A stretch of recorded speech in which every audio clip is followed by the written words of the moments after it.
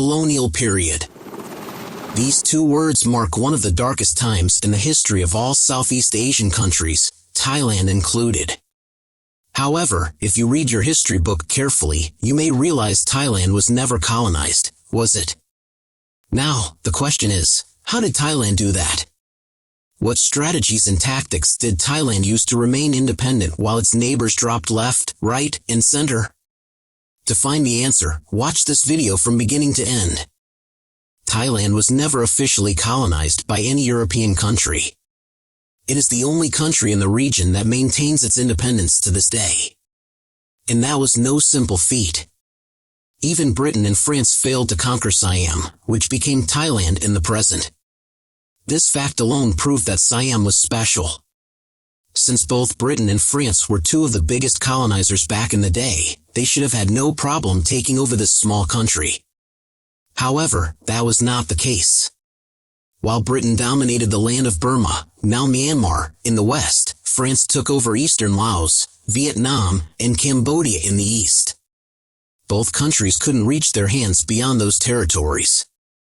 And as a result, Siam managed to escape with minor injuries. Although slipping through the grips of the Europeans was impressive, it doesn't mean Thailand had never been colonized at all. In fact, Thailand had been colonized by foreign powers before. The country capable of conquering Siam way before the boom of colonialism was Burma, Thailand's once greatest nemesis. During the days of the Siamese-Burmese War, which happened many times from 1547 to 1855, Siam had lost its sovereignty twice. Once was in 1564 and another in 1767. While Siam managed to regain its independence both times, the fact that it was conquered remains. However, there is a big difference between the Burmese and the European efforts to overtake Siam. While Burma used brute force in wars, Britain and France tried to settle things through diplomacy tactics. Meaning that they couldn't force much out of Siam. The timing was also a crucial factor. Had the Europeans invaded during other times, they might have had a chance. However, they invaded during King Rama V, one of the most crafty rulers in Thailand's history. But why Thailand? Before diving straight into how did Thailand survive, you might want to know why Britain and France targeted such a small country like Thailand in the first place. Asia was once the biggest exotic supply source for the Europeans. The most famous destinations were, without a doubt, India and China. To reach these destinations, both Britain and France needed to secure the trade route for themselves before the other could. By overtaking India and Myanmar, Britain gained a massive advantage over other nations. They won supply sources and territory, making a huge profit for their empire. The French, on the other hand, was doing something similar. They secured Vietnam and Cambodia, winning territory adjacent to China for resources and trade routes. If you look at the map, you will see that Siam fitted nicely between the British and the French colonies' borders. And that posed a problem. Because if one nation took over Siam, it would control the Thai Gulf, gaining even more resources and trade routes. Then, it became possible to mobilize forces and drive the other nation away. In short, Siam was the location where the colonizer would greatly benefit both commercially and strategically. Capturing Siam was tricky. With Siam being where it was, neither Britain nor France could blatantly invade. If one country did, the other would promptly stage a counterattack. Nobody wanted the other to take over the Thai Gulf, a valuable trade site and a gateway to China. But despite all this tension, the Pak Nam incident happened in 1893. During the Siamese-Franco War, 3 French gunboats ignored Siam's warning and entered Pak Nam, resulting in a naval battle between the two countries. The French gunboats emerged victorious in the end and invaded Bangkok, setting their cannon at the royal palace. King Rama V, to save the capital, was forced to sacrifice western Laos and various islands in the Mekong River to France. Furthermore, the French mobilized their fleet and blockaded the entrance to Pak Nam, closing down the entire trade route. Unable to stay idle, Britain was pressured to get involved and demand the French stop. To avoid further conflict, the French agreed. They withdrew the fleet, reopening Pak Nam, but they did not return their new earned territory. He prepared and modernized the nation by introducing map-making. This prevented the border issues the Europeans could bring up to justify colonization. He also centralized administrative power to himself and established the first official army.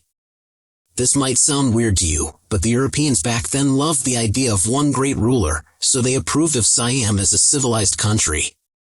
To top it all off, Rama V also had established a great relationship with Russia. So when the incident happened, he also got Russia involved. This put more pressure on the French to back off. Had Rama V failed in this modernization and diplomacy, Britain or France would have justified invading Siam and taking over long ago. Thailand retaining its independence was impressive. After all, no other countries in the region managed to pull that off. However, Thailand's independence might be more significant than you think. First, maintaining the power balance. If you think about it, Siam's independence might have maintained the power balance of the colonial period. The location and geography of Siam were perfect. The country was abundant in supply and was the entrance to southern China. If Britain or France were to colonize Siam, that nation would gain much more influence and power over the other. Owning Siam would prevent other countries from using the trade route, making resource harvesting much more difficult.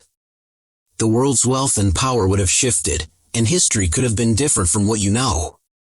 Second, preventing a large war. Before Siam could be colonized, a grand-scale war was inevitable. As mentioned, Thailand sat at a sweet spot between British and French power. The tension was already high. Nobody was daring enough to blatantly invade. And if one nation was to invade, it had to fight both the Thai and the other nation's armies. With the number of British and French colonies, this battle could have caused massive damage to both sides and the rest of the world. Thailand, as the battlefield, would have been obliterated and then colonized by the winner.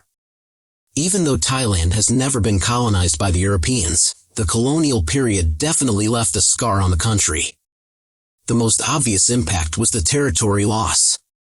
Siam had lost its territory to Britain and France many times, resulting in 481,600 square kilometers of land loss. The remaining 513,600 square kilometers would become Thailand. Another impact is on the culture. To modernize the country, King Rama V adopted various cultures of the Europeans. These cultures included clothes, dining etiquette, specifically fork and spoon, and cars.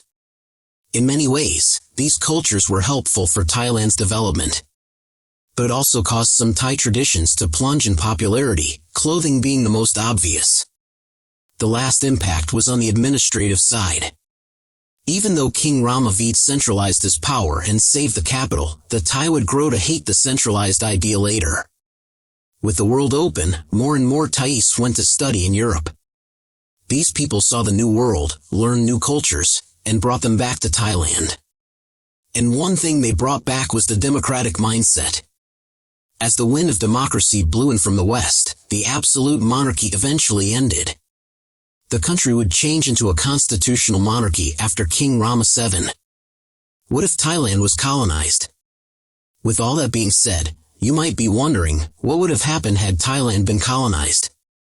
As mentioned before, world history could have changed a great deal.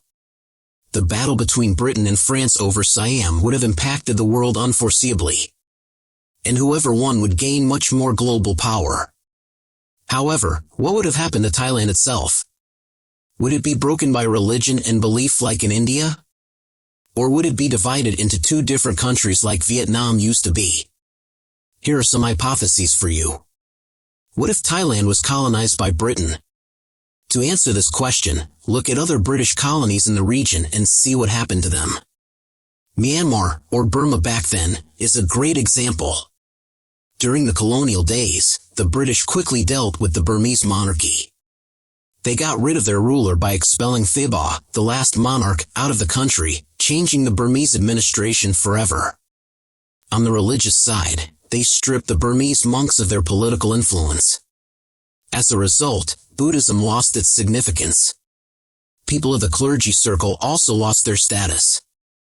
Most importantly, the education system changed since Burmese traditional schools relied on Buddhism teachings. With the two most important aspects of the country gone, Burma was no more Burma. It spiraled down political strife later down the road. It also suffered economically after the British changed the country's industrial focus to exports, supplying the British Empire. As you can see, the same fate would likely befall Siam had it been colonized by Britain. Monarchy would be eradicated from the country. Buddhism would be less significant.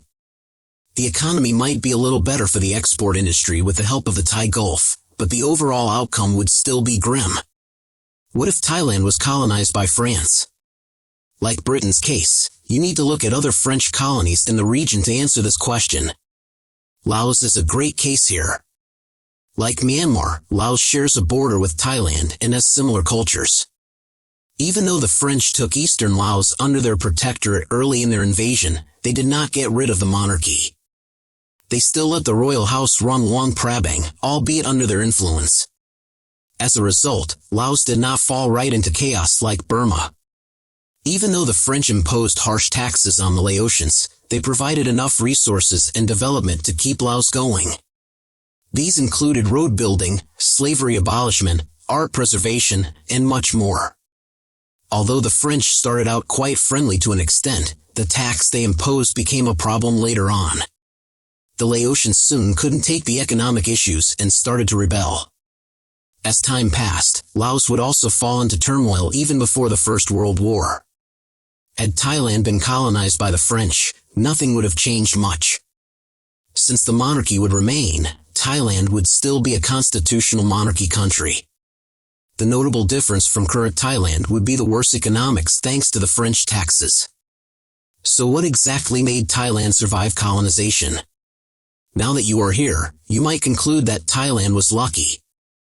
Had Britain and France appeared at a different time, Siam would never become a buffer zone between the two great powers.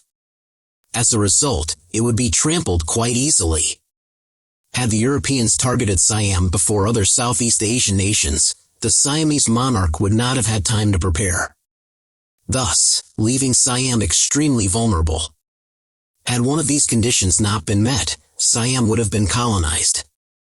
But since Siam/Thailand was lucky with such conditions, it survived the colonial period. And that was how Thailand kept its independence.